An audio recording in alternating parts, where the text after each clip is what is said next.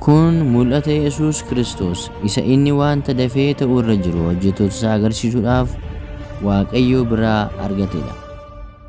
Barri kun itti raawwatamu waan dhiyaateef namni isa inni dhugaa ba'e kana dhageessee dubbisu warri dubbii raajiin dubbatame kana dhaga'anii wanta isa keessatti caafame eegan attamaa gammadan.